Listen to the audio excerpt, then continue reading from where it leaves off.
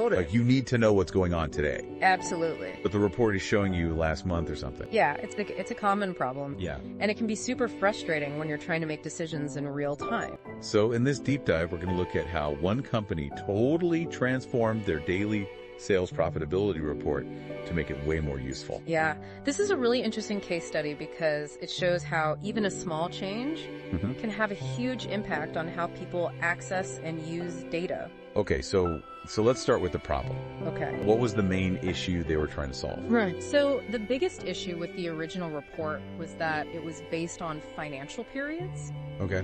So it used a from date and a to date. Got it. That were tied to the company's accounting cycles.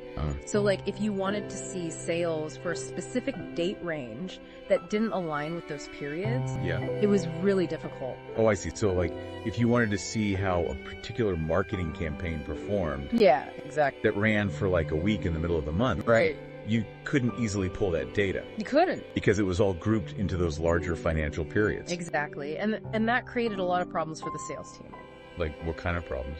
Well, first, it really limited their flexibility. Okay. They couldn't easily analyze sales based on the actual document dates. So you mean the date that the sale actually happened? Yeah, the transaction date. Okay.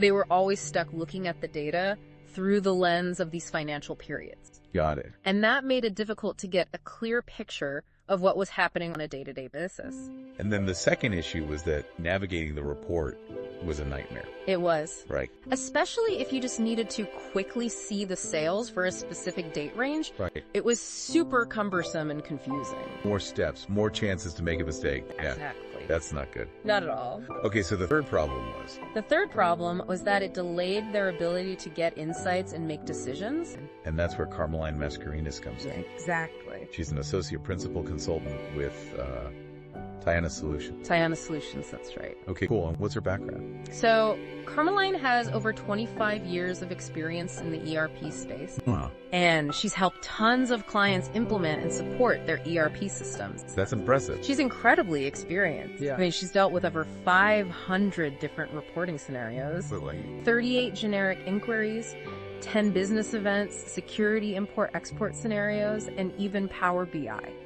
Wow, she's seen it all. She has, and she's worked with every version of Acumatica. Got it. So instead of having to pick a financial period. Right. Yeah. They wanted to put the users in control. So they could easily enter the dates they needed without having to understand the complexities of financial periods. I see. So it was about making the report work the way that the users actually think about their business. Exactly. And that really improved the user experience. Users could now quickly and easily get the data they needed. Right.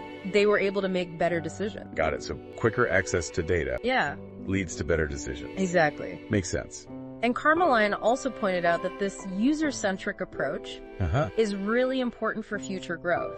How so? Because it shows that the company is committed to adapting its tools to meet the needs of its users. Okay. Which is really important in today's rapidly changing business environment. That's a great point. Yeah. So if you're listening to this and you're struggling with inflexible reporting systems that aren't giving you the data you need.